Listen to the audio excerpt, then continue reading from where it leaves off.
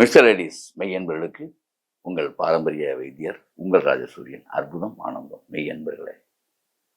இப்போ இந்த சொரியாசிஸ் எங்கே பார்த்தாலும் ஒரு பெரிய பிரச்சனையாக இருக்குது. அந்த சோப்பை தோல் மினுக்கணும், அது இருக்கணும், தோல் வளமாக இருக்கணும், இப்படியெல்லாம் நினைக்கிறீங்க. தோல் பளபளக்கணும், அழகு முகம் அழகு பெறணும், அதாவது முகம் பொலிவு பெறணும்னு நினைக்கிறீங்க இல்லையா? இந்த முகப்பொழிவும் இதில் நல்லா புரிஞ்சுங்க. சொரியாசிஸ் அப்படிங்கிற ஒரு நோய் எங்கெல்லாம் நீங்கள் நினைக்கிற மாதிரி தோலில் சொறி படம் வந்தால் தான் சொரியாசிஸ்ன்னு இல்லை. எப்போ பார்த்தாலும் பார்த்தீங்கன்னா எண்ணெய் வடிஞ்ச முகமாகவே சில பேர் இருப்பீங்க. சில பேர்த்துக்கு அப்படியே தோல் சுருக்கமான மாதிரி இருக்கும். ஒரு வயோதிக தோற்றம் தெரியும். இதெல்லாம் சொரியாசிஸுடைய அடிப்படை தான். அப்போ அப்படி பார்த்தோடனே அப்படி பளிச்சுன்னு அப்படி படபடன்னு பொண்ணு மாதிரி மாப்பிள்ளை மாதிரி சொல்லுவாங்களா, பொண்ணு மாதிரி இருக்க மாப்பிள்ளை மாதிரி இருக்க. இந்த கண்டிஷனில் ஒருத்தன் இருக்கணும்னா, எப்போதுமே இருக்கணும்னா அப்படி இன்னும் இப்படி வேற ஒரு உதாரணம் கூட சொன்னேன். எந்நேரம் பார்த்தாலும் தலைவர் எம்ஜிஆர் அப்படி இருப்பார், அப்படி சொல்லிக்கலாம். அவர் எப்போதுமே முகமலர்ச்சியார். 12 மணிக்கு நம்ம அவரை பார்த்தாலும் அப்படித்தான் இருப்பார், காலையில் பார்த்தாலும் அப்படித்தான் இருப்பார். இது நடக்கின்ற விஷயம். நான் அதை வாட்ச் பண்ணியிருக்கேன், நான் பார்த்துருக்கேன். எங்கள் ஊரில் 2 மணிக்கு கூட்டம் பேசுகிறாருங்க, 2 மணிக்கும் அப்படித்தாங்க இருக்கார் அவர். நீங்கள் ஒன்றே சொல்லலாம், மேக்கப் பின்னால் பேசிட்டு இருக்கீங்க, சினிமா அடிக்கிற தானே மேக்கப் போட்டுக்காரு. மேக்கப்பே அவர் அவ்வளோ சிவப்புங்க. மேக்கப்பை டல் பண்ணுவாங்க. உடம்பு நல்லா புரிஞ்சுங்க, அதை கேட்டு பாருங்க. இந்த மேக்கப் போடுறாங்க, டல்லிங் தான் பண்ண முடியும் அவரை, அவ்வளவு கலர் அவர். மேக்கப்பே தேவையில்லை அது அவருக்கு. மேக்கப்புக்கு பேக்கப் சொன்ன ஒரே நடிகன் எம்ஜிஆர். அதனால தலைவர் எம்ஜிஆர் அப்படி இருந்ததாக சொல்லுவாங்க. ஏன்னா அதுக்கு என்ன தெரியுமா, உற்சாகத்தோட மனம் ஒரு காரணமாக இருந்தாலும் அவர் உணவு முறை அந்த அந்த அதாவது எப்படின்னா அந்த செழுமையாக அந்தந்த டயத்துக்கு உணவு உட்கொள்வது அது ரொம்ப முக்கியம். மோர் அதிகமாக எடுத்துக்கொள்வது, நீர் மோர் அதிகமாக எடுத்துக்கணும், இது ரொம்ப முக்கியம். ஞாபகத்தில் வச்சுங்க. காரணம் என்ன தெரியுமா, அதில் தான் நம்ம சுண்ணாம்பு சத்து இருக்கு, கால்சியம் உடம்புல குறைஞ்சா உங்களுக்கு இதுக்காக ஜோசியம் பார்க்க வேண்டிய அவசியம் கிடையாதுங்க. கால்சியம் குறைஞ்சிட்டாலே வாடிடுவீங்க, புரியுதா? இதுதான் உண்மை. கால்சியம் சத்து நோய் எதிர்ப்பாற்றலை வளர்க்கக்கூடியது. அது மட்டும் இல்லை, இந்த கால்சியம் தான் உங்களுடைய போனை தூக்கி நிறுத்துறது. உள்ள ஸ்ட்ராங்காக இருந்தால் தான் எல்லாமே ஸ்ட்ராங்காக இருக்கும். அப்போ நரம்பு எலும்புகளை ஸ்ட்ராங் படுத்துறதுனா என்ன, முருங்கைக்கீரை பெஸ்ட்டு, மோர் பெஸ்ட்டு. அப்போ ஊராக போய் மோரை நம்ம தேடலாம். எங்கே போனாலும் மோர் குடிக்கணும், புரியுதா? மோரை சும்மா குடிச்சிடக்கூடாது.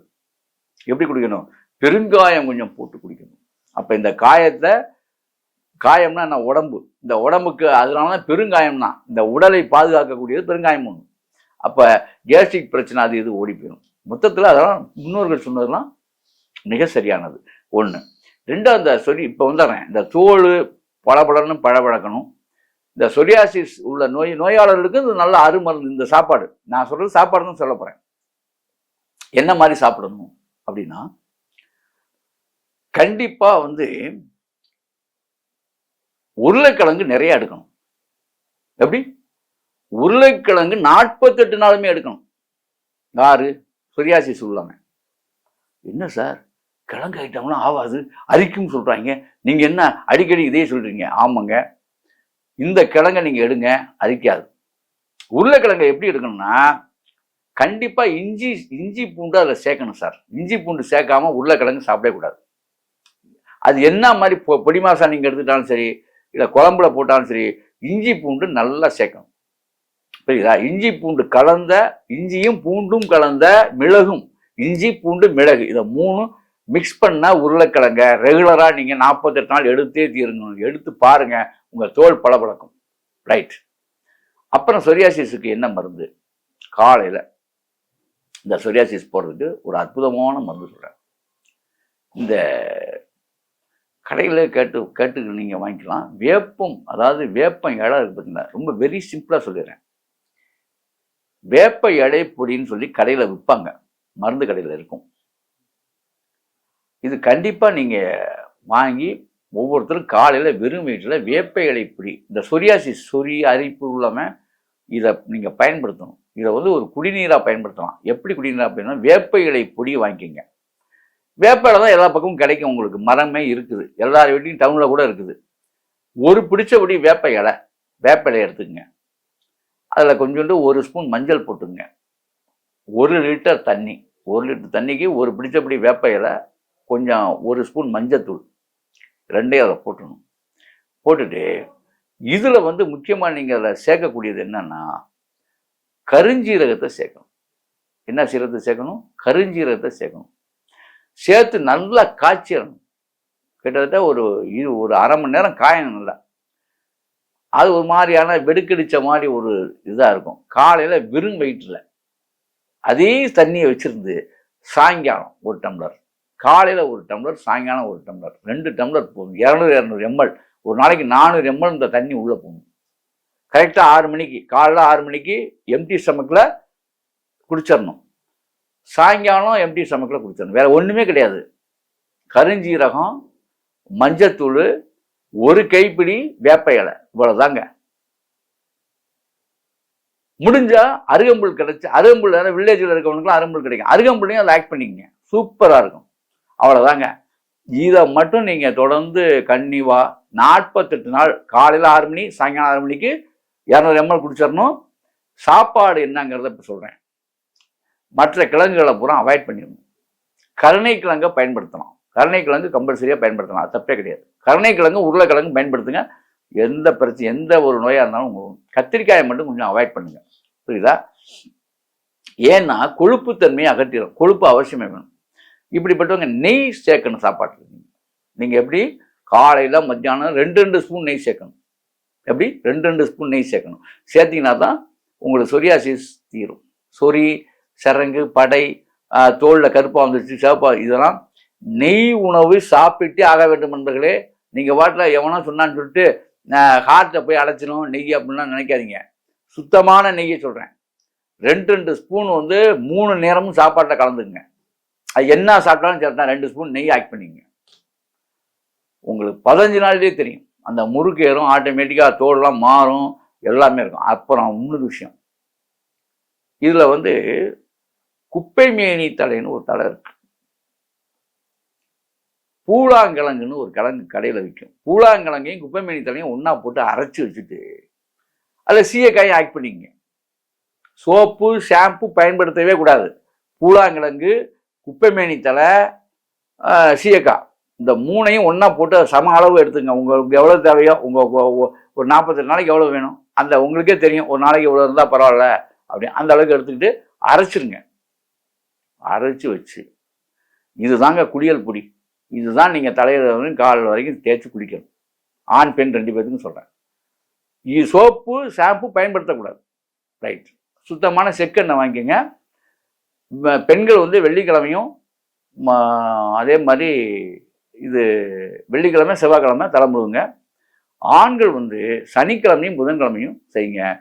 இது வந்து சொரியாசிஸ் உள்ளவன் கம்பல்சரியாக சொறி, படை, சிரங்கு உடம்புல இருக்கிறவன், கருப்பு படை, அந்த படையெல்லாம் இருக்க எல்லா படையும் படபடையாக விரட்டி விட்டுரும். ஆயில் பாத்து எடுக்கணும். எடுத்துட்டு என்ன பண்ணுவீங்க? நான் சொன்ன பவுடரை தான் தேய்ச்சி குளிக்கணும்.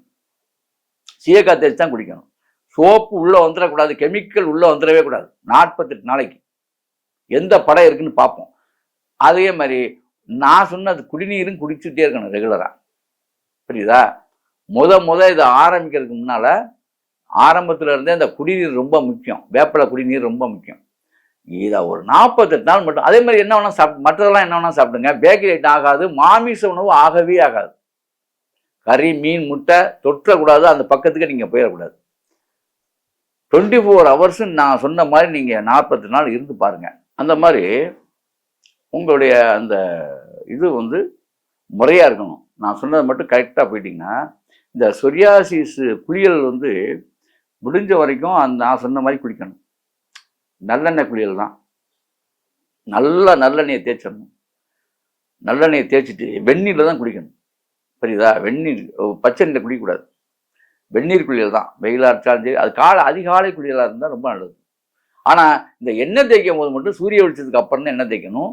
7 மணிக்கு அப்புறம் தான் குளிக்கணும். ஞாபகம் வச்சுங்க. சூரியன் உதித்த பிறகு. ஏன்னா அந்த சூரியன் ரேசஸில் வரக்கூடிய அந்த கதிர்கள் நம்ம எண்ணெய் வழியாக உடம்புல வந்து வைட்டமின் டி கிடைக்கும் உங்களுக்கு.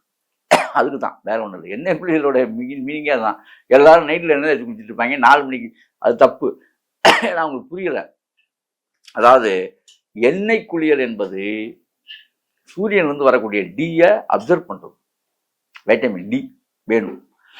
ஆகவே என்பர்களே, இதெல்லாம் நீங்கள் செஞ்சு இந்த மாதிரி வரும்போது முக்கியமாக இன்னொரு விஷயத்தையும் சொல்லிடுறேன். இரவு நேரம் சாப்பாட்டை 7 மணிக்குள்ளே முடிச்சிருங்க. பால் இதெல்லாம் சேர்த்துக்கலாமா? நல்லா சேருங்க. புரியுதா? தயிர் மட்டும் ஆகாது. பால்லாம் குடிங்க பகல். நல்லா பாலில் எப்போ நீங்கள் பால் குடித்தாலுமே அதில் 2 சுக்குப்பொடி போட்டு தான் குடிக்கணும். நீங்கள் சுக்கு போடாமல் நீங்கள் பால் குடிக்கக்கூடாது. மழை புரிஞ்சுங்க, அதில் விஷயம் இருக்குது. அதனால் சுக்கு போட்ட பால், சுக்குப்பால் குடிங்க, தப்பு இல்லை. இந்த மாதிரி குடிக்கணும். முக்கியமாக நெய் சேர்த்துக்கணும். சொரியாசிஸ் உள்ளம் போனால் நெய் நல்லா சாப்பிடணும். அதோட தொடர்ந்து நீங்கள் வந்து நான் சொன்னதை அப்படியே ஃபாலோ பண்ணிட்டு வந்து இந்த தண்ணீரை விடாமல் குடிச்சிங்கன்னா இந்த சொரியாசிஸ் நோய் போயிடும். அது மட்டும் இல்லை, 48 தினங்கள்லேயே உங்கள் உடம்பு முகம் எல்லாம் மாறும், பொலிவு ஏற்படும். ஆகவே என்பர்களே, இப்படி செய்து அப்படி வாழுங்கள். அற்புதம், ஆனந்தம்.